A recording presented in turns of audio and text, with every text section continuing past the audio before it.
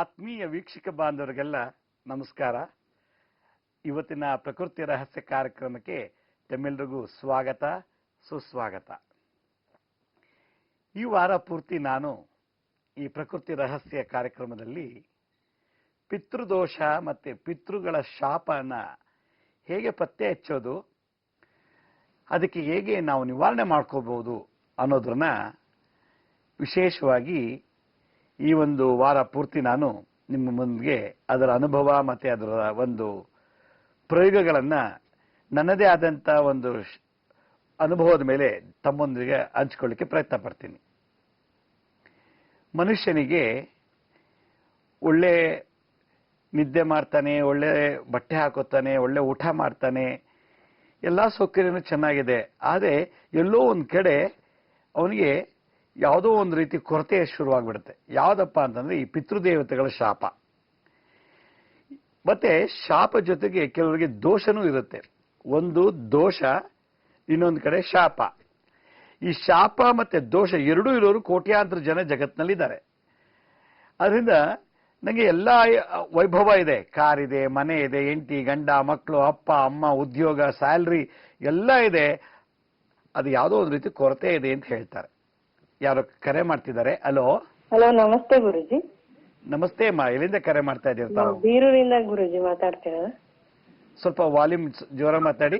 ಬೀರೂರಿಂದ ಹೇಳಿ ಗುರುಜಿ. ನಮ್ಮ ಮಗನ್ಗೆ ಈಗ 17 ವರ್ಷ ಆಗಿದೆ ಗುರುಜಿ. ಆದ್ರೂ ತುಂಬಾ ನಿದ್ದೆ ಮಾಡ್ತಾನೆ, ಎಷ್ಟು ಎಬ್ಬಿಸಿದ್ರು ಎದ್ದಳದೇ ಇಲ್ಲ. ಆಮೇಲೆ ಓದಿನ ಬಗ್ಗೆ ಕಾನ್ಸಂಟ್ರೇಷನ್ ಇಲ್ಲ. ಆಮೇಲೆ ರಾತ್ರಿ ಹೊತ್ತು ಹಾಸಿಗೆ ಯೂರಿನ್ ಮಾಡ್ಕೊಂತಾನೆ ಗುರುಜಿ. ಎಬ್ಬಿಸಿದ್ರು ಎದ್ದಳದಿಲ್ಲ ಗುರುಜಿ, ಅಷ್ಟು ನಿದ್ದೆ ಮಾಡ್ತಾನೆ ಗುರುಜಿ ಅವನು. ಯಾವ್ದಾದ್ರು ಮುದ್ರೆ ಇದು ಇದ್ರೆ ಹೇಳಿ ಗುರುಜಿ. ನೋಡಿ, ತುಂಬಾ ನಿದ್ದೆ ಮಾಡ್ತಾರೆ ಅನ್ನೋದಂದ್ರೆ ಅವ್ರು ಯಾವ್ದಾದ್ರು ಒಂದು ಕೆಲಸಗಳಲ್ಲಿ ಎಂಗೇಜ್ ಆಗ್ಬೇಕು. ಓದೋದಲ್ಲಿ, ಆಟ ಪಾಠಗಳಲ್ಲಿ ಯಾವಾಗಲೂ ಅವರನ್ನೇ ತೊಡಗಿಸ್ಕೊಂಡ್ರೆ ನಿದ್ದೆ ಕಮ್ಮಿ ಆಗತ್ತೆ. ರಾತ್ರಿ ಊಟ ಆದ ತಕ್ಷಣ ಮಲಗಿದ ಮೇಲೆ ಅಂದ್ರೆ ಹಾಸಿಗೆ ಮೇಲೆ ಮಲ್ಕೊಂಡು ನೋಡಿ, ಈ ರೀತಿ ಮಸಾಜ್ ಮಾಡ್ಬೇಕು. ಹಿಂಗೆ ಈ ರೀತಿ ಮಸಾಜ್ ಮಾಡಿಬಿಟ್ಟು ಚೆನ್ನಾಗಿ ಮುಖಕ್ಕೆಲ್ಲ ಹಿಂಗೆ ಆ ಎನರ್ಜಿನ ಪಾಸ್ ಮಾಡ್ಬೇಕು. ಹಿಂಗೆ ತೊಗೊಳೋದು, ಮುಖಕ್ಕೆಲ್ಲ ಹಿಂಗೆ ಪ್ರೆಸ್ ಮಾಡೋದು. ಆಮೇಲೆ ಹೆಚ್ಚಿಗೆ ಕಣ್ಣಿಗೆ ಶಾಖ ಕೊಡ್ತಾ ಇರಬೇಕು. ಈ ರೀತಿ ಶಾಖ ಕೊಟ್ರೆ ಆ ನಿದ್ದೆ ಕಮ್ಮಿ ಆಗತ್ತೆ. ಇದೇ ತರ ಬೆಳಗ್ಗೆ ಎದ್ದ ತಕ್ಷಣ ಚೆನ್ನಾಗಿ ಉಜ್ಜಿಬಿಟ್ಟು ಮುಖಕ್ಕೆ ಈ ತರ ಎಲ್ಲ ಮಸಾಜ್ ಮಾಡೋದ್ರಿಂದ ನಿದ್ದೆ ಮಂಪರ್ ಹೋಗುತ್ತೆ. ಅಂದ್ರೆ ನಿದ್ದೆಯಲ್ಲಿರ್ತಕ್ಕಂಥ ಒಂದು ಮಂಪರ್ ಅಂತ ಹೇಳಿದ್ರೆ ಮಂಕತನ ಹೋಗುತ್ತೆ. ಅದೇ ಚೆನ್ನಾಗಿ ಈ ರೀತಿ ಮಸಾಜ್ ಮಾಡ್ಬಿಟ್ಟು ರಾತ್ರಿ ಮಲ್ಗೋಕ್ ಮುಂಚೆ ಒಂದು 10 ನಿಮಿಷ ಚೆನ್ನಾಗಿ ಮಸಾಜ್ ಮಾಡ್ಬಿಟ್ಟು ಹಿಂಗ್ ಮುಖಕ್ಕೆಲ್ಲ ಆ ಶಕ್ತಿನ ಹಚ್ಬೇಕು, ಹಿಂಗೆ ಮಸಾಜ್ ಮಾಡೋದು. ಹಾಗೆ ನಿದ್ದೆ ಕಮ್ಮಿ ಆಗತ್ತೆ. ಬಹಳ ಸಂತೋಷ, ಕರೆ ಮಾಡೋದಕ್ಕೆ ಧನ್ಯವಾದಗಳು. ಹಲೋ. ಹೇಳಿ. ಹಲೋ, ಎಲ್ಲಿಂದ ಮಾತಾಡ್ತಿದ್ದೀರಾ? ನಾಗರಬಾವಿಯಿಂದ. ಏನ್ ಹೇಳಿ, ಮತ್ತೆ ತಮ್ಮ ಸಮಸ್ಯೆ ಏನು? ನಮ್ಮ ಮಗಳಿಗೆ ಥೈರಾಯ್ಡ್ ಇದೆ, ಅದಕ್ಕೆ ಪರಿಹಾರ ಹೇಳಿ ಗುರುಜಿ. ಥೈರಾಯ್ಡ್ಗೆ ನೋಡಿ, ಈ ಮುದ್ರೆ ಯೂಸ್ ಮಾಡ್ಬೇಕಮ್ಮ. ಈ ರೀತಿ ಮುದ್ರೆ ಕಮಲಾದೇವಿ ಮುದ್ರೆ ಅಂತಾರೆ. ನೋಡಿ, ಈ ರೀತಿ ಎಲ್ಲ ಒಂದ್ರಿಂದ ಈ ತರ ಇದನ್ನ ಈ ರೀತಿ ಬೆರಳುಗಳನ್ನ ಅರಳಿಸ್ಕೊಂಡು ಕಮಲಾ ಹೂ ತರ ಇಟ್ಕೊಂಡು ಓಂ ಹ್ರೀಂ ಹ್ರೀಂ ನಮೋ ಭಗವತಿ ಕಮಲಾದೇವಿ ಮಹಾಮಾಯೆ ಮನೋನ್ಮನಿಯೇ ಜಗನ್ಮೋಹಿನಿಯ ವರ್ಗ ಸರ್ವಜನಮ್ಮೆ ಮೋಹಾಯ ಸ್ವಾಹ ಅನ್ನೋ ಈ ಮಂತ್ರ ಹೇಳ್ಬೇಕು. ಓಂ ಹ್ರೀಂ ಹ್ರೀಂ ನಮೋ ಭಗವತಿ ಕಮಲಾದೇವಿ ಮಹಾಮಾಯೆ ಮನೋನ್ಮನಿಯೇ ಜಗನ್ಮೋಹಿನಿಯೇ ವರ್ಗ ಸರ್ವಜನಮ್ಮೆ ಮೋಹಾಯ ಸ್ವಾಹ. ಈ ದೊಡ್ಡ ಮಂತ್ರ. ಅಥವಾ ಓಂ ಕಮಲಾದೇವಿಯೈ ನಮಃ ಅಂತ ಹೇಳಬೇಕು. ಇದು ಮಂತ್ರನ ಇವತ್ತು ಸಂಜೆ ಇದೇ ಎಪಿಸೋಡ್ನ ಯೂಟ್ಯೂಬಲ್ಲಿ ಅಪ್ಲೋಡ್ ಮಾಡ್ತಾರೆ. ಆವಾಗ ನೀವು ಅದನ್ನ ಅಭ್ಯಾಸ ಮಾಡ್ಬೋದು. ಮಂತ್ರ ಕೇಳಿ ಇದನ್ನ ಬೆಳಗ್ಗೆ ಮತ್ತೆ ರಾತ್ರಿ ಅರ್ಧ ಗಂಟೆ ಈ ರೀತಿ ಕೂತ್ಕೊಂಡು ಮಂತ್ರ ಹೇಳಿದ್ರೆ T3 T4 THS hormones normal ಆಗಿ ಬರುತ್ತೆ. ಬಹಳ ಸಂತೋಷ, ಕರೆ ಮಾಡೋದಕ್ಕೆ ಧನ್ಯವಾದಗಳು. ಹಲೋ. ಹಲೋ, ನಮಸ್ತೆ ಗುರುಜಿ. ನಮಸ್ತೆ, ಮೈಲಿಂದ ಕರೆ ಮಾಡ್ತಾ ಇದ್ದೀವಿ. ನಾವು ಮೈಸೂರಿಂದ ಮಾಡ್ತಾ ಇದೀವಿ ಗುರುಜಿ. ಹೇಳಿ, ತಮ್ಮ ನನ್ನ ಮಗ ಸಮಸ್ಯೆ ಏನು ಹೇಳಿ. ಅಕ್ಷಯ್ ಕುಮಾರ್ ಅಂತ 15/5/96 ಹುಟ್ಟಿರೋದು ಗುರುಜಿ. ಏನಮ್ಮ? 15/5/96 ಹುಟ್ಟಿರೋದವನು. ತಮ್ಮ ಸಮಸ್ಯೆ ಹೇಳಿ. ನಮ್ ಸಮಸ್ಯೆ ಅವನಿಗೆ ಯಾವಾಗ್ಲೂ ಬಾಯಿ ಹುಣ್ಣಾಗ್ತಿರುತ್ತೆ ಗುರುಜಿ. ಬಾಯಿ ಹುಣ್ಣು? ತುಂಬಾ ಹುಣ್ಣಾಗುತ್ತೆ ಗುರುಜಿ. ಅವ್ನಿಗೆ ಆಕ್ಸಿಡೆಂಟ್ ಆಗಿ ಆಕ್ಸಿಟಾಲ್ ಕೊಡ್ತಾ ಇದ್ದೆ. ಅದನ್ನ ಇವಾಗ ಒಂದು 5-6 ವರ್ಷದಿಂದ ನಿಲ್ಸಿದೀನಿ. ಆದ್ರೂ ತುಂಬಾ ಬಾಯಿ ಹುಣ್ಣಾಗುತ್ತೆ ಗುರುಜಿ. ನೋಡಿ ನಾನು ತೋರಿಸೋ ಒಂದು ಕ್ರಿಯೆ ಮಾಡಬೇಕು ನೋಡಿ. ದಿನನಿತ್ಯ ಬೆಳಗ್ಗೆ ಎದ್ದ ತಕ್ಷಣ ಚೆನ್ನಾಗಿ ಬಾಯಿ ತೊಳೆದು ಹಲ್ಲುಜ್ಬಿಟ್ಟು 1 ಲೋಟ ನೀರು ಕುಡೀರಿ. ಯಾವುದು ಬಿಸಿ ನೀರನ್ನು 1 ಲೋಟ ನೀರು ಕುಡಿಬೇಕು. ನೀರು ಕುಡ್ಬಿಟ್ಟು ನೋಡಿ ಈ ರೀತಿ ಮಾಡಬೇಕು. ನಾನು ನಾಲಿಗೆ ಜಿಹ್ವಾ ಕ್ರಿಯಾ ಅಂತ ಇದಕ್ಕೆ ಹೆಸರು.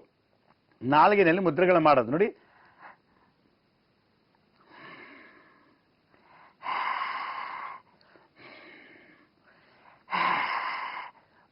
ಈ ತರ ಮಾಡ್ಬೇಕು. ಆಮೇಲೆ ನಾಲ್ಗೆನ ಹಾವು ಹೇಗೆ ಹಲ್ಲನ್ನ ಈಚೆ ಹಾಕುತ್ತೋ ನೋಡಿ ಹೀಗೆ ಈಗ ಮಾಡಿದ್ರೆ ನಾಲ್ಗೆಲಿ ಸಲೈವ ಪ್ರೊಡ್ಯೂಸ್ ಆಗಿ ಕ್ಯಾಲ್ಸಿಯಂ ಮತ್ತೆ ಪ್ರೋಟೀನ್ಸ್ ವೈಟಮಿನ್ ಸಿ ಪ್ರೊಡ್ಯೂಸ್ ಆಗುತ್ತೆ. ಆವಾಗ ಬಾಯಿ ಹುಣ್ಣು ಹೊಟ್ಟೋಗುತ್ತೆ. ಮತ್ತೆ ಬಾಯಿ ಮುಚ್ಕೊಂಡು ನಾಲ್ಗೆನ ಒಳಗಡೆ ಹಿಂಗೆ ಸರ್ಕ್ಯುಲರ್ ಸುತ್ತಬೇಕು ಈ ರೀತಿ.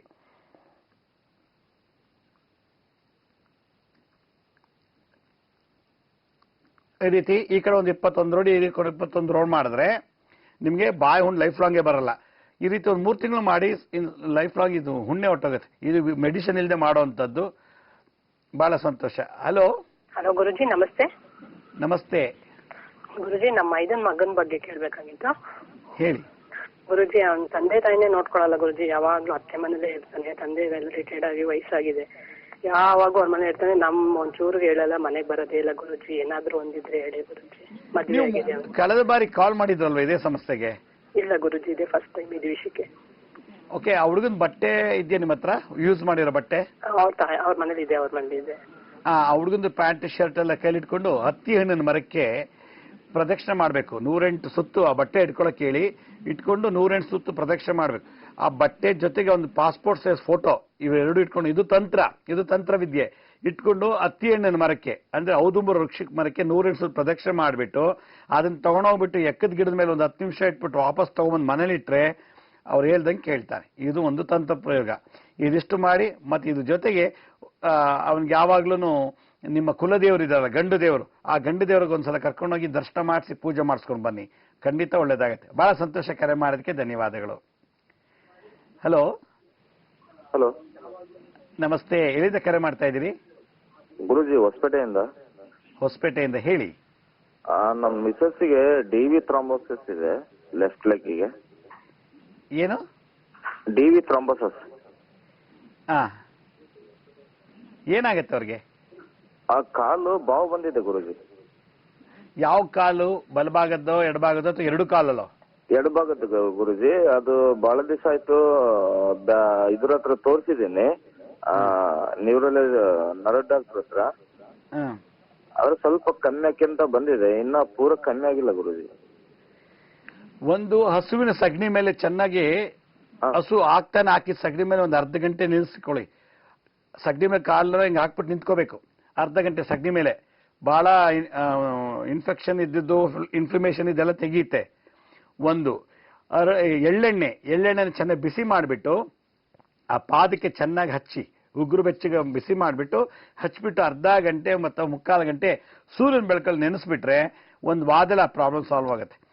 ಇದನ್ನ ಒಂದು ವಾರ ಬಿಡದೆ ಮಾಡಿ. ಖಂಡಿತ ಮೂಳೆ ಅಧಿಪತಿ ಶನಿ ಶಾಂತಿ ಆಗಬೇಕು, ಸಗಣಿ ಮೇಲೆ ನಿಂತ್ಕೋಬೇಕು. ಇವೆರಡು ಕೆಲಸ ಮಾಡಿದ್ರೆ ನ್ಯಾಚುರಲ್ ಆಗಿ ಈ ಕಾಯಿಲೆ ಸಂಪೂರ್ಣ ಗುಣ ಆಗುತ್ತೆ. ಬಹಳ ಸಂತೋಷ. ಕರೆ ಮಾಡೋದಕ್ಕೆ ಧನ್ಯವಾದಗಳು. ಈಗ ಒಂದು ಸಣ್ಣ ವಿರಾಮ ತಗೊಳ್ಳೋಣ. ವಿರಾಮದ ನಂತರ ಮತ್ತೆ ಕರೆಗಳನ್ನು ಸ್ವೀಕರಿಸೋಣ.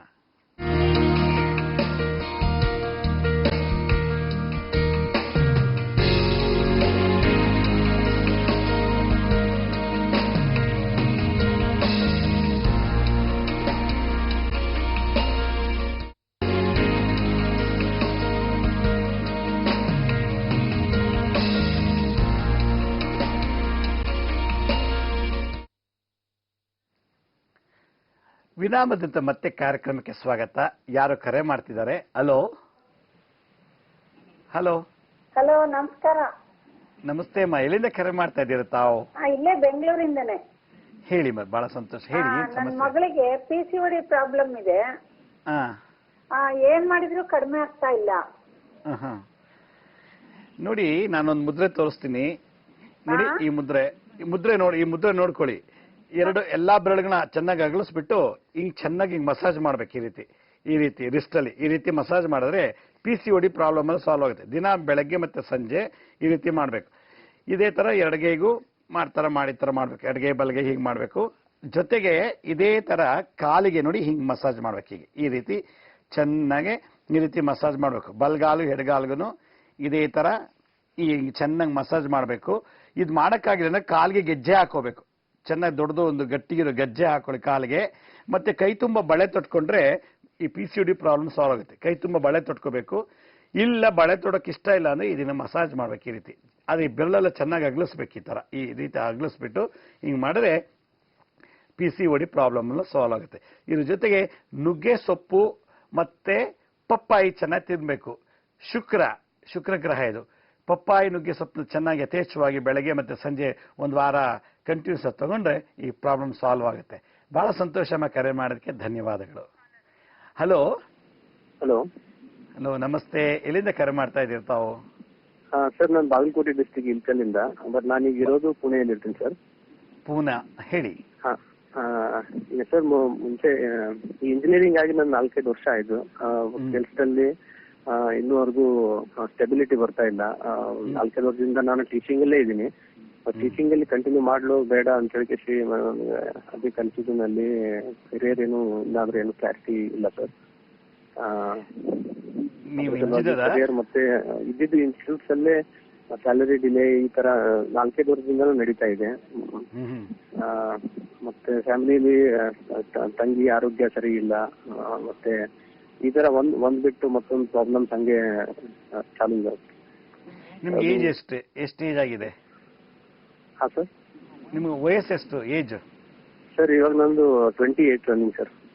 28. ನಿಮ್ಗೆ 28 kg ಅಥವಾ 28 ಲೀಟರ್ಸ್ ಕಡಲೆಪುರಿ ತಗೊಳ್ಳಿ, ಮಂಡಕ್ಕಿ.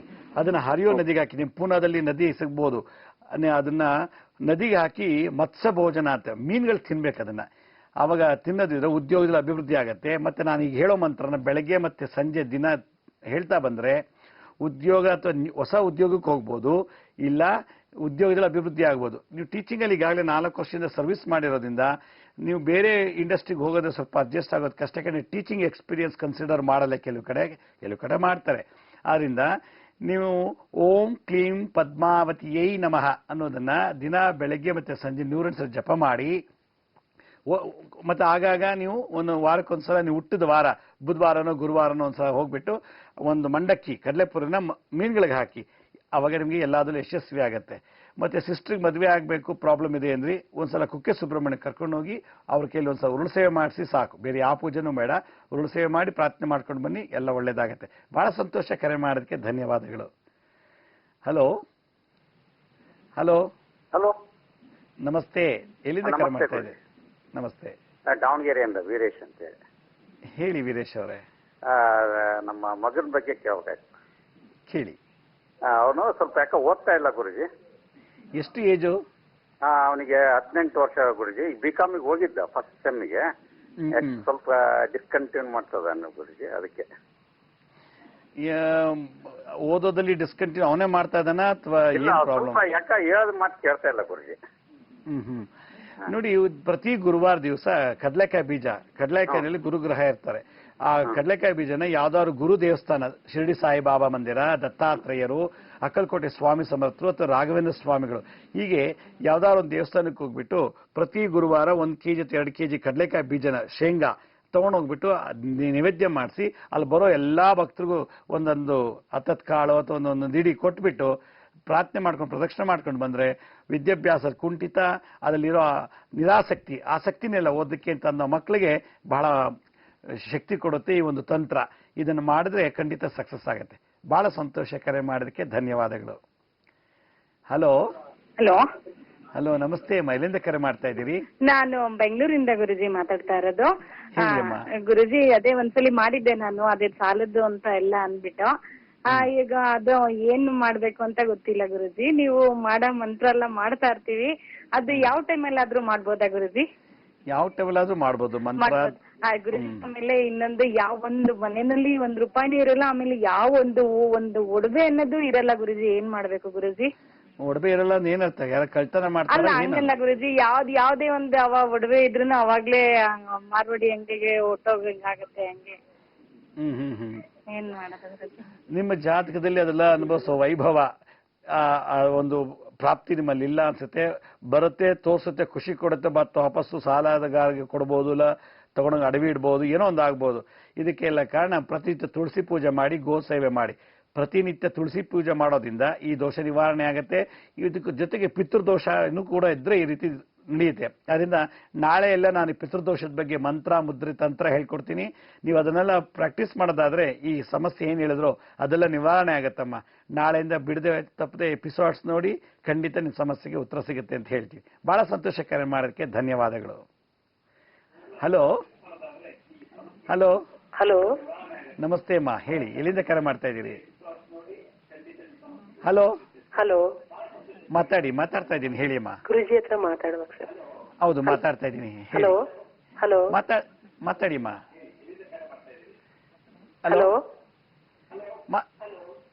ಓಕೆ, ಬಹುಶಃ ಅವರಿಗೆ ಸರಿಯಾಗಿ ಸಿಗ್ತಾ ಇಲ್ಲ ಕರೆ ಅನ್ಸುತ್ತೆ.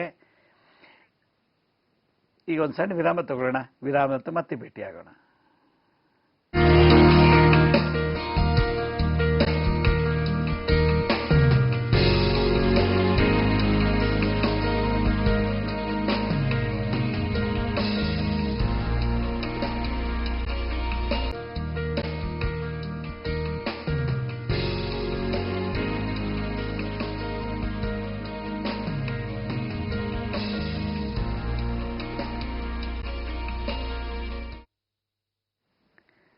ವಿರಾಮದ್ರಂತ ಮತ್ತೆ ಕಾರ್ಯಕ್ರಮಕ್ಕೆ ಸ್ವಾಗತ. ಯಾರು ಕರೆ ಮಾಡ್ತಿದ್ದಾರೆ? ಹಲೋ ಹಲೋ, ನಮಸ್ಕಾರ ಗುರುಜಿ. ನಮಸ್ತೆ ಅಮ್ಮ, ಎಲ್ಲಿಂದ ಕರೆ ಮಾಡ್ತಿರ್ತಾವ? ನಾನು ಬ್ಯಾಂಗ್ಳೂರ್ ರಾಜಾಜಿನಗರಿಂದ ಕರೆ ಮಾಡ್ತಾ ಇದ್ದೀನಿ. ಬೆಂಗಳೂರು, ಹೇಳಿ ಏನ್ ಸಮಸ್ಯೆ? ನನ್ನ ಮಗ ರಂಜಿತ್ ಕುಮಾರ್ ಅಂತ, 25 ವರ್ಷ ಆಗಿದೆ ಅವನಿಗೆ. ಅವನು ಬಂದ್ಬಿಟ್ಟು ಬ್ರೈನ್ ಫಿಕ್ಸ್ ಆಗಾಗ ಬರ್ತಾ ಇರುತ್ತೆ ಗುರುಜಿ. ಅದಕ್ಕೆ ಏನ್ ಮಾಡ್ಲಿ ಗುರುಜಿ? Doctor sir ತೋರಿಸಿದೀರಾ? ತೋರಿಸಿದೀವಿ ಗುರುಜಿ. ಅವನ್ನ ವಿಕ್ರಮ್ ಹಾಸ್ಪಿಟಲ್ ಅಡ್ಮಿಟ್ ಮಾಡಿ ಒಂದ್ 20 ದಿನ ಕೋಮಾದಲ್ಲಿ ಇದ್ದ. ಈಗ ಟ್ರೀಟ್ಮೆಂಟ್ ಅಲ್ಲೇ ಇದ್ದಾನೆ, ಟ್ಯಾಬ್ಲೆಟ್ಸ್ ಎಲ್ಲ ತಗೋತಾನೆ. ಇದ್ರು ಒಂದೊಂದ್ಸಲ ರೋಡಲ್ಲಿ ನಾನು ಹೋಗ್ತಾ ಇರ್ಬೇಕಾದ್ರೆ ಫಿಕ್ಸ್ ಬಂದ್ಬಿಡುತ್ತೆ. ಮೆಡಿಸಿನ್ ಹತ್ರ ಕಂಟಿನ್ಯೂ ಆಗ್ತಾ ಇದೆ ಗುರುಜಿ. ನೀವು ಒಂದ್ಸಲ ರಿಪೋರ್ಟ್ ತಗೊಂಡು ನಾನು ಭೇಟಿ ಮಾಡಿ ಅಮ್ಮ. ಅದಕ್ಕೆ ಇದನ್ನ ಈಗಲೇ ಅದನ್ನ ಕ್ಯೂರ್ ಮಾಡ್ಬೇಕಿಲ್ಲ, ಬಹಳ ಕಷ್ಟ ಹೋಗ್ತಾ. ಆಮೇಲೆ ಈ ದೋಷ ಮಕ್ಳಿಗೂ ಬರ್ಬೋದು ಮದುವೆ ಆದ್ಮೇಲೆ. ಅದಕ್ಕೆಲ್ಲ ಈಗಲೇ ಸ್ಪಿರಿಚುವಲಿ ರೆಮಿಡಿ ಮಾಡ್ಕೋಬೇಕು, ಫಿಸಿಕಲಿ ದೇಹದ ಸ್ಥಿತಿ ನೋಡಿ ಅದಕ್ಕೂ ಮೆಡಿಸಿನ್ ಮಾಡ್ಕೋಬೇಕು. ಈ ಜೊತೆಗೆ ಕೆಲವು ತಂತ್ರಗಳನ್ನ ಅಳವಡಿಸ್ಕೊಂಡು, ಯಾಕಂದ್ರೆ ಡ್ರೈವಿಂಗ್ ಮಾಡುವಾಗ ಪಿಟ್ಸ್ ಬಂದ್ಬಿಟ್ರೆ ಬಹಳ ಕಷ್ಟ. ನೀರು ನೋಡಿದಾಗ, ಬೆಂಕಿ ನೋಡಿದಾಗ, ರಕ್ತ ನೋಡಿದಾಗ ಪಿಟ್ಸ್ ಬಂದ್ಬಿಟ್ರೆ ಬಹಳ ಕಷ್ಟ. ಒಂದ್ಸಲ ಭೇಟಿ ಮಾಡಿ ಅದಕ್ಕೆ ಒಂದು ಬ್ರೈನ್ ಅನ್ನು MRI ಸ್ಕ್ಯಾನ್ ಮಾಡಿದ ರಿಪೋರ್ಟ್ ತಂದು ತೋರಿಸಿ ನನಗೆ. ಅಯೋನಿಕ್ ಕರೆಂಟ್ ಅಂತ ಬ್ರೈನಲ್ಲಿ ಉತ್ಪತ್ತಿ ಆಗುತ್ತೆ. ಅದು ಸರಿಯಾಗಿ ಬಂದಿಲ್ಲ ಅಂದ್ರೆ ಈ ದೋಷ ಇರುತ್ತೆ. ಪ್ರತಿ 1 ನಿಮಿಷಕ್ಕೆ 2,50,000 ನ್ಯೂರಾನ್ಸ್ ಅಲ್ಲಿ ಆ ಸೆಲ್ಸ್ ಪ್ರೊಡ್ಯೂಸ್ ಮಾಡುತ್ತೆ. ಆ ಸೆಲ್ಸ್ ಕರೆಕ್ಟಾಗಿ ಆದ್ರೆ ಎಲ್ಲ ಪಕ್ಕಾ ಇರ್ತದೆ. ಇಲ್ಲ ಅಂದ್ರೆ ಆ ಅಯೋನಿಕ್ ಕರೆಂಟ್ ಇಂಬ್ಯಾಲೆನ್ಸ್ ಆದಾಗ, ಮತ್ತೆ ಪಿಟ್ಯೂಟರಿ ಗ್ಲ್ಯಾಂಡ್, ಹೈಪೋಥಾಲಮಸ್ ಒಂದ್ಸಲ ಅದಕ್ಕಾದತ್ತೆ ಕೆಲವು ಮಂತ್ರ ತಂತ್ರಗಳನ್ನ ಮಾಡಿದ್ರೆ ಈ ಕಾಯಿಲೆ ಕ್ಯೂರ್ ಆಗುತ್ತೆ. ಇದು ಪ್ರಾರಬ್ಧ ಕರ್ಮದ ರೋಗ. ಇದಕ್ಕೆ ಮೆಡಿಸಿನ್ ಇವತ್ತವರೆಗೂ ಅಷ್ಟು ಚೆನ್ನಾಗಿ ಕಂಡಿಡಿದು ಯಾರಿಗೂ ಕ್ಯೂರ್ ಮಾಡಿಲ್ಲ. ಅದು ಲೈಫ್ ಲಾಂಗ್ ಮೆಡಿಸಿನ್ ತಗೋಬೇಕಾಗತ್ತೆ. ಒಂದ್ಸಲ ಬಂದು ನೋಡಿ, ಖಂಡಿತ ನಾನು ಅದನ್ನ ನನ್ನ ಕೈಲಾದಂತ ಪ್ರಯತ್ನದಿಂದ ಕ್ಯೂರ್ ಮಾಡ್ಲಿಕ್ಕೆ ಟ್ರೈ ಮಾಡ್ತೀನಿ. ಹಲೋ ಹಲೋ, ನಮಸ್ತೆ ಅಮ್ಮ. ನಮಸ್ತೆ ಗುರುಜಿ. ನಮಸ್ತೆ, ಎಲ್ಲಿಂದ ಕರೆ ಮಾಡ್ತೀರಿ? ನಾವು ಇಲ್ಲಿ ಚಿತ್ರದುರ್ಗದಿಂದ ಗುರುಜಿ. ಚಿತ್ರದುರ್ಗದ, ಹೇಳಿ ಅಮ್ಮ. 17/8/87 ಮಗ ಹುಟ್ಟಿರೋದು 2:30ಕ್ಕೆ. ಅವನ್ ಮದ್ವೆನೆ ಕೂಡ್ತಾ ಇಲ್ಲ ಗುರುಜಿ. ವೃಷಭ ರಾಶಿ, ರೇವತಿ ರೋಹಿಣಿ ನಕ್ಷತ್ರ. ರೋಹಿಣಿ ನಕ್ಷತ್ರ, ಅಶ್ವಿನಿ, ರೋಹಿಣಿ, ಆಶ್ಲೇಷ. ಓಕೆ, ನೀವು ಒಂದ್ಸಲ ಅವ್ರ ಜಾತಕ ತೋರಿಸಿದ್ರೆ ಏನಾದ್ರು ಸರ್ಪದೋಷ ಇದೆ ಅಂತ ಯಾರು ಹೇಳಿದ್ರಾ? ಇಲ್ಲ ಗುರುಜಿ, ಕಾಂಟ್ಯಾಕ್ಟ್ ಮಾಡಿಲ್ಲ, ಇದೇ ಫಸ್ಟ್ ಕಾಂಟ್ಯಾಕ್ಟ್ ಮಾಡ್ತಿರೋದು. ಸರ್ಪದೋಷ ಇದ್ರೆ ಈ ತರ ಇರುತ್ತೆ. ನೀವು ಒಂದ್ಸಲ ನಿಮ್ಮ ಮಗನ ಜಾತಕನ ಜೆರಾಕ್ಸ್ ಮಾಡಿಸಿ ನಮ್ಮ ಚಾನಲ್ ಕಳಿಸಿ, ಪೋಸ್ಟ್ ಮಾಡಿ ನೋಡ್ತೀನಿ. ಮತ್ತೆ ಅದಕ್ಕೆ ಮುಂಚೆ ಕುಕ್ಕೆ ಸುಬ್ರಹ್ಮಣ್ಯ ಕರ್ಕೊಂಡು ಹೋಗ್ಬಿಟ್ಟು ಸ್ನಾನ ಮಾಡಿಸಿ, ಉರುಳು ಸೇವೆ ಮಾಡಿಸಿ, ಮತ್ತೆ ಉರುಳು ಸೇವೆ ಮಾಡಿ ಬಂದ್ಮೇಲೆ ಯಾವ್ದಾದ್ರು ಒಂದು ನಿಮ್ಮ ಊರಿನಲ್ಲಿ ಉತ್ತ ಇದ್ರೆ ಆ ಉತ್ತಕ್ಕೆ ಹಾಲು ಹಾಕ್ಬಿಟ್ಟು ಪ್ರದಕ್ಷಿಣೆ ಮಾಡಿದ್ರೆ ಬಹಳ ಒಳ್ಳೇದು. ವಲ್ಮಿಕ ಪೂಜಾ ಅಂತ. ಉತ್ತ ಅಂದ್ರೆ ವಲ್ಮಿಕಾ ಅಂತಾರೆ ಸಂಸ್ಕೃತದಲ್ಲಿ, ಉತ್ತಕ್ಕೆ ವಲ್ಮಿಕಾ ಅಂತಾರೆ. ಕೆಲವು ಮದುವೆ ಆಗದೋದವರು ಉತ್ತಕ್ಕೆ ಪೂಜೆ ಮಾಡಿದ್ರೆ ಒಂದು ಕಂಕಣ ಭಾಗ ಪ್ರಾಪ್ತಿ ಆಗ್ತದೆ ಅಂತ ಮಾರ್ಕಂಡೇಯ ಜ್ಯೋತಿಷ್ಯ ಶಾಸ್ತ್ರದಲ್ಲಿ ಹೇಳಿದ್ದಾರೆ. ಆದ್ರಿಂದ ನೀವು ಉತ್ತಕ್ಕೆ ಪ್ರದಕ್ಷಿಣೆ ಮಾಡಿಸಿ, ಮೊದಲು ಮೂಲ ಸ್ಥಾನಕ್ಕೆ ಹೋಗಿ ಒಂದು ಉರುಳು ಸೇವೆ ಮಾಡಿಸ್ಕೊಂಡು, ಆಮೇಲೆ ಇದನ್ನ ಬಿಡದೆ 21 ದಿವಸ ಬೆಳಗ್ಗೆ ಎದ್ದು ಸ್ನಾನ ಮಾಡಿ ಖಾಲಿ ಹೊಟ್ಟೆಲಿ ಉತ್ತಕ್ಕೆ ಹಾಲು ಹಾಕಿ ಪ್ರದಕ್ಷಿಣೆ ಮಾಡಿದ್ರೆ ಖಂಡಿತ ವಿವಾಹ ಯೋಗ ಪ್ರಾಪ್ತಿ ಆಗ್ತದೆ. ಬಹಳ ಸಂತೋಷ. ಕರೆ ಮಾಡೋದಕ್ಕೆ ಧನ್ಯವಾದಗಳು. ಹಲೋ ಹಲೋ, ನಮಸ್ತೆ, ಎಲ್ಲಿಂದ ಕರೆ ಮಾಡ್ತಿರ್ತಾವು? ಲೈನ್ ಅಲ್ಲ ಇದ್ದೀನಿ. ಅಲ್ಲ, ಎಲ್ಲಿಂದ ಕರೆ ಮಾಡ್ತಾ ಇದ್ದೀರಿ? ಸರ್, ಮೈಸೂರಿಂದ. ಹೇಳಿ, ನಿಮ್ ಸಮಸ್ಯೆ ಹೇಳಿ. ಸರ್ ಸಮಸ್ಯೆ. ಹಲೋ, ಮಾತಾಡ್ತಾ ಇದ್ದೀನಿ, ಹೇಳಿ. ಹಲೋ, ಹೇಳಿ, ನಾನೇ ಮಾತಾಡ್ತಾ ಇದ್ದೀನಿ, ಹೇಳಿ. ಹಲೋ. ರಾತ್ರಿ ಹೊತ್ತು ಒಬ್ಬರೇ ಇರಕ್ಕಾಗಲ್ಲ, ಮಲ್ಗಕ್ಕಾಗಲ್ಲ, ಹೊರಗಡೆ ಎಲ್ಲೋದ್ರು ತುಂಬಾ ಭಯ. ಎಷ್ಟು ವರ್ಷದಿಂದ ಈ ತರ ಪ್ರಾಬ್ಲಮ್? ಅದನ್ನೇ ಗುರುಗಳೇ, ಈ ರಾತ್ರಿ ಹೊತ್ತು ಅಲ್ಲಪ್ಪ, ಇರಕ್ಕಾಗಲ್ಲ. ಎಷ್ಟು ವರ್ಷದಿಂದ, ಎಷ್ಟು ದಿವಸದಿಂದ ಈ ಸಮಸ್ಯೆ ನಿಮ್ಗೆ ಬಂದಿದೆ? ಒಂದು ರೂಮ್ ಮಾಡಿ ಒಬ್ಬರೇ ಇರಕ್ಕಾಗಲ್ಲ, ಮತ್ತೆ ನಮ್ಗೆ ಒಂದು 10 years ಇಂದ ಇದೆ. 10 years ಇಂದ. ಇದು ಪಿತೃಶಾಪ, ಇದು ಪಿತೃದೇವತೆಗಳ ಶಾಪ ಇದ್ರೆ ಈ ತರ ಆಗತ್ತೆ, ಕಾಡ್ಸುತ್ತೆ. ಇದಕ್ಕೆ ಯಾವುದೇ ರೀತಿ ಮೆಡಿಸಿನ್ ಇಲ್ಲ ವರ್ಡಲ್ಲಿ. ಭಯ ಮತ್ತು ಒಬ್ಬನೇ ಇರಕ್ಕಾಗೋದಕ್ಕೆ ಯಾವುದೇ ಟಾನಿಕ್, ಇಂಜೆಕ್ಷನ್, ಯಾವುದೇ ಔಷಧಿ ಕೊಡಕ್ ಸಾಧ್ಯನೇ ಇಲ್ಲ. ಇದು ಪಿತೃದೇವತಾ ಶಾಪ. ನಾನು ನಾಳೆಯಿಂದ ಕೆಲವು ಎಪಿಸೋಡ್ಸ್ ನಲ್ಲಿ ಇದನ್ನ ಹೇಳ್ತೀನಿ. ಆ ಮುದ್ರೆ ಮಂತ್ರ ತಂತ್ರ ನೀವು ನೋಡ್ಕೊಂಡು ಬರ್ಕೊಂಡು ಅಭ್ಯಾಸ ಮಾಡಿದ್ದಾದ್ರೆ 2 ದಿನದಲ್ಲಿ ನಿಮ್ಗೆ ಈ ಸಮಸ್ಯೆ ಕ್ಯೂರ್ ಆಗುತ್ತೆ. ಆಮೇಲೆ ನೀವು ನನಗೆ ಪತ್ರ ತಿಳಿಸ್ಬೇಕು, ಮುಂಚೆ ಹೇಗಿದ್ರಿ, ಈ ಮುದ್ರೆ ಮಂತ್ರ ತಂತ್ರ ಆದ್ಮೇಲೆ ಹೇಗಿದ್ರಿ ಅಂತ ನನಗೆ ತಮ್ಮ ಅನುಭವ ತಿಳಿಸಿದ್ರೆ ಬಹಳ ಸಂತೋಷ. ನಾನು ನಾಳೆಯಿಂದ ಕೆಲವು ಎಪಿಸೋಡ್ಸ್ ಮಾಡ್ತಾ ಇದ್ದೀನಿ. ಪಿತೃದೋಷ, ಈ ರೀತಿ ಭಯ, ಆತಂಕ, ಉನ್ಮಾದ, ಖಿನ್ನತೆ ಇದೆಲ್ಲ ಹೇಗೆ ಬರುತ್ತೆ, ಕಾರಣ ಏನು ಅನ್ನೋದು ಎಲ್ಲ ವಿಶೇಷವಾಗಿ ನಾನು ನನ್ನದೇ ಆದ ದಾಟಿ ತಿಳಿಸ್ಕೊಡ್ತೀನಿ. ಖಂಡಿತ ಎಪಿಸೋಡ್ಸ್ ನೋಡಿ. ಅಲ್ಲಿವರೆಗೂ ಲಕ್ಷ್ಮೀ ನರಸಿಂಹರ ಧ್ಯಾನ ಮಾಡಿ. ಓಂ ಹ್ರೀಂ ಕ್ಷೋಂ ಲಕ್ಷ್ಮೀ ನರಸಿಂಹಾಯ ನಮಃ. ಓಂ ಹ್ರೀಂ ಕ್ಷೋಂ ಲಕ್ಷ್ಮೀ ನರಸಿಂಹಾಯ ನಮಃ. ಓಂ ಹ್ರೀಂ ಕ್ಷೋಂ ಲಕ್ಷ್ಮೀ ನರಸಿಂಹಾಯ ನಮಃ ಅನ್ನೋ ಮಂತ್ರ ಜಪ ಮಾಡಿ ಲಕ್ಷ್ಮೀ ನರಸಿಂಹರ ದರ್ಶನ ಮಾಡ್ತಾ ಇರಿ. ಬಹಳ ಬೇಗ ಕ್ಯೂರ್ ಆಗುತ್ತೆ. ಬಹಳ ಸಂತೋಷಕರ ಮಾಡೋಕ್ಕೆ ಧನ್ಯವಾದಗಳು. ಹಲೋ. ನಮಸ್ಕಾರ ಗುರುಜಿ. ನಮಸ್ತೆ. ಎಲ್ಲಿಂದ ಕರೆ ಮಾಡ್ತಿರ್ತಾವು? ಮದ್ದೂರಿಂದ ಗುರುಜಿ. ಮದ್ದೂರಿಂದ, ಹೇಳಿ ಗುರುಜಿ. ಇದು ಕತ್ತು ಉಳ್ಕೊಡುತ್ತೆ ಒಂದೊಂದು ಟೈಮಲ್ಲಿ, ಕೈ ಉಳ್ಕೋತೆ, ಕಾಲು ಉಳ್ಕೋತೆ, ಅದಕ್ಕೆ ಮಂತ್ರ ತಂತ್ರ ಏನಾರು ಇದೆಯಾ ಗುರುಜಿ ಅದಕ್ಕೆ? ಅಲ್ಲ, ಪರ್ಟಿಕ್ಯುಲರ್ ಆಗಿ ಯಾವ್ದಾದ್ರು ನಿಮ್ಗೆ ಹಂಗ ಯಾವಾಗ್ಲೂ ಆಗತ್ತಾ ಅಥವಾ 1 by 1 ಆಗತ್ತಾ? ಕತ್ತ ಯಾವಾಗ ಒಂದ್ ಟೈಮ್ ಮಲಗಿರುವಾಗ ಎದ್ದೇಳ್ಬೇಕು, ಒಂದೊಂದು ಟೈಮಲ್ಲಿ ಈ ತರ ಕೈ ಕಾಲು ಏನೋ ಸ್ವಲ್ಪ ಕತ್ತೇನೋ ಉಳ್ಕೋತೆ, ಅದಕ್ಕೆ ಮಂತ್ರ ತಂತ್ರ ಏನಾರು ಇದ್ರೆ ಹೇಳ್ಕೊಡಿ. ನೀವು ಮದ್ದೂರಲ್ಲಿ ಮಂತ್ರ ಇನ್ನೂ ಸ್ವಲ್ಪ ತಿಳಿಸ್ಕೊಡಿ ಗುರುಗಳಿಗೆ ಇನ್ನೂ ಸರಿ. ಸುದರ್ಶನ ಮಂತ್ರ ಈ ರೀತಿ ಇದೆ ನೋಡಿ. ಈ ರೀತಿ ಮುದ್ರೆ ಮಾಡ್ಬೇಕು. ಈ ರೀತಿ ಮುದ್ರೆ ಮಾಡಿ ನೋಡಿದ್ದೀನಿ, ಆದ್ರೆ ಮಂತ್ರ ಸರಿಯಾಗಿ ಗೊತ್ತಾಗ್ತಾ ಇಲ್ಲ. ಸೋಮ ಅಥವಾ ತೋ ಬಂದ್ಬಿಟ್ಟು ತೋ ಬರುತ್ತಾ ಅಥವಾ ಈ ಸ್ವರೂಪ ಅಂತ ಸರಿಯಾಗಿ ಕೇಳಿಸ್ತಾ ಇಲ್ಲ ಅದು. ಅದೇ ಇವತ್ತು ಸಂಜೆ ಈ ಎಪಿಸೋಡ್ಸ್ ಯೂಟ್ಯೂಬ್ ಅಲ್ಲಿ ಅಪ್ಲೋಡ್ ಮಾಡ್ತಾರೆ, ನೋಡ್ಕೊಂಡು ಬರ್ಕೊಳ್ಳಿ. ಓಂ ಕ್ಲೀಂ ಕೃಷ್ಣಾಯ ಗೋವಿಂದಾಯ ಗೋಪೀ ಜನವಲ್ಲಭಾಯ ಪರಾಯ ಪರಮ ಪುರುಷಾಯ ಪರಮಾತ್ಮನೆ ಪರಕರ್ಮ ಮಂತ್ರ ಯಂತ್ರ ಔಷಧಾನಿ ಅಸ್ತ್ರಶಸ್ತ್ರಾಣಿ ಸಂಹರ ಸಂಹರ ಮೃತ್ಯರ್ಮೋಚಯ ಮೋಚಯ. ಓಂ ನಮೋ ಭಗವತೆ ಮಹಾಸುದರ್ಶನಾಯ ದೀಪ್ತೆ ಜ್ವಾಲಾವಲಯುತಾಯ ಸರ್ವದಿಕ್ಷೋಭಣಕರಾಯ ಹುಂ ಫಟ್ ಪರಬ್ರಹ್ಮಣೇ ಪರಂ ಜ್ಯೋತಿಷೆ ವಿಷ್ಣುವೇ ನಮಃ ಸ್ವಾಹ ಸ್ವಾಹ. ಓಂ ಕ್ಲೀಂ ಕೃಷ್ಣಾಯ ಗೋವಿಂದಾಯ ಗೋಪೀ ಜನವಲ್ಲಭಾಯ ಪರಾಯ ಪರಮ ಪುರುಷಾಯ ಪರಮಾತ್ಮನೆ ಪರಕರ್ಮ ಮಂತ್ರ ಯಂತ್ರ ಔಷಧಾನಿ ಅಸ್ತ್ರಶಸ್ತ್ರಾಣಿ ಸಂಹರ ಸಂಹರ ಮೃತ್ಯುರ್ಮೋಚಯ ಮೋಚಯ. ಓಂ ನಮೋ ಭಗವತೆ ಮಹಾಸುದರ್ಶನಾಯ ದೀಪ್ತೆ ಜ್ವಾಲಾವಲಯುತಾಯ ಸರ್ವದಿಕ್ಷೋಭಣಕರಾಯ ಹುಂ ಫಟ್ ಪರಬ್ರಹ್ಮಣೇ ಪರಂ ಜ್ಯೋತಿಷೆ ವಿಷ್ಣುವೇ ನಮಃ ಸ್ವಾಹ ಸ್ವಾಹ ಅನ್ನೋ ಮಂತ್ರ ದಿನ 21 ಸಲ ಹೇಳಿದ್ರೆ ಈ ದೋಷ ನಿವಾರಣೆ ಆಗುತ್ತೆ. ನಿಮ್ಮ ಊರಿನ ಪಕ್ಕದಲ್ಲಿ ಮಳವಳ್ಳಿ ಇದೆ. ಆ ಮಳವಳ್ಳಿಗೆ ಹೋಗೋಕೆ ಮುಂಚೆ ದಂಡಿನ ಮಾರಮ್ಮ ಅಂತ ಒಂದು ದೇವಿ ಇದೆ. ಆ ದೇವಸ್ಥಾನಕ್ಕೆ ಹೋಗಿ ಒಂದು 108 ಸುತ್ತು ಪ್ರದಕ್ಷಿಣೆ ಮಾಡಿದ್ರೆ ಈ ದೋಷ ನಿವಾರಣೆ ಆಗುತ್ತೆ. ಬಹಳ ಸಂತೋಷಕರ ಮಾಡೋದಕ್ಕೆ ಧನ್ಯವಾದಗಳು. ಹೀಗೆ ಬಹಳಷ್ಟು ಜನ ಕರೆ ಮಾಡ್ತಿದ್ದಾರೆ. ಕರೆ ಸಿಕ್ಕಿಲ್ಲ ಅಂತ ಏನು ನೊಂದ್ಕೊಳ್ಳೋದು ಬೇಡ. ಆ ಥರ ಏನು ಸಮಸ್ಯೆ ಇದೆ, ನಿಮ್ಮ ಸಮಸ್ಯೆ ಮತ್ತು ಅದಕ್ಕೆ ಸಂಬಂಧಪಟ್ಟಂಥ ಮೆಡಿಕಲ್ ರಿಪೋರ್ಟು ಅಥವಾ ಜಾತಕನ ಜೆರಾಕ್ಸ್ ಮಾಡಿ ನಮ್ಮ ಜನಶ್ರೀ ವಾಹಿನಿಗೆ ಪೋಸ್ಟ್ ಮಾಡಿದ್ದೆ ಆದರೆ ನಾನು ಅದಕ್ಕೆ ಉತ್ತರ ಕೊಡಲಿಕ್ಕೆ ಪ್ರಯತ್ನ ಮಾಡ್ತೀನಿ. ಇದೇ ಮುಂದಿನ ವಾರದ ಅಂದರೆ ನಾಳೆಯಿಂದ ಮುಂದಿನ ಸಂಚಿಕೆಯಿಂದ ಪಿತೃದೋಷ ಅಂದ್ರೇನು, ಶಾಪ ಅಂದ್ರೇನು, ಪಾಪ ಅಂದ್ರೇನು, ಪಿತೃದೇವತೆಗಳ ಶಾಪನ ಹೇಗೆ ರಿಮೂವ್ ಮಾಡೋದು, ಆ ಪಿತೃಶಾಪಗಳಿಗೆ ಏನೆಲ್ಲ ಸಿಂಪ್ಟಮ್ಸ್ ಬರುತ್ತೆ, ಲಕ್ಷಣಗಳೇನು, ಅದನ್ನು ಹೇಗೆ ನಿವಾರಣೆ ಮಾಡೋದು ಮುದ್ರಾಮಂತ್ರ ತಂತ್ರಗಳಿಂದ ಅನ್ನೋದನ್ನು ನಾನು ನನ್ನದೇ ಆದಂಥ ಧಾಟಿನಲ್ಲಿ ನನ್ನ ಅನುಭವದ ಮುಖಾಂತರ ನಾನು ಅದನ್ನು ತಿಳಿಸೋಕೆ ಪ್ರಯತ್ನ ಪಡ್ತೀನಿ. ನಾಳಿನ ಸಂಚಿಕೆಯಲ್ಲಿ ಪಿತೃಶಾಪ ದೋಷ ನಿವಾರಣೆ ಬಗ್ಗೆ ತಿಳಿಸ್ತಾ ಅದು ಕಂಡಂತ ಕೆಲವು ಮಾಹಿತಿಗಳನ್ನು ಹಂಚ್ಕೊಳ್ತೀನಿ ಅಂತ ಹೇಳ್ತಾ ಇವತ್ತಿನ ಸಂಚಿಕೆ ನಾನು ಮುಗಿಸ್ತಾ ಇದ್ದೀನಿ. ಎಲ್ರಿಗೂ ನಮಸ್ಕಾರ. ಸಾಯಿರಾಮ್.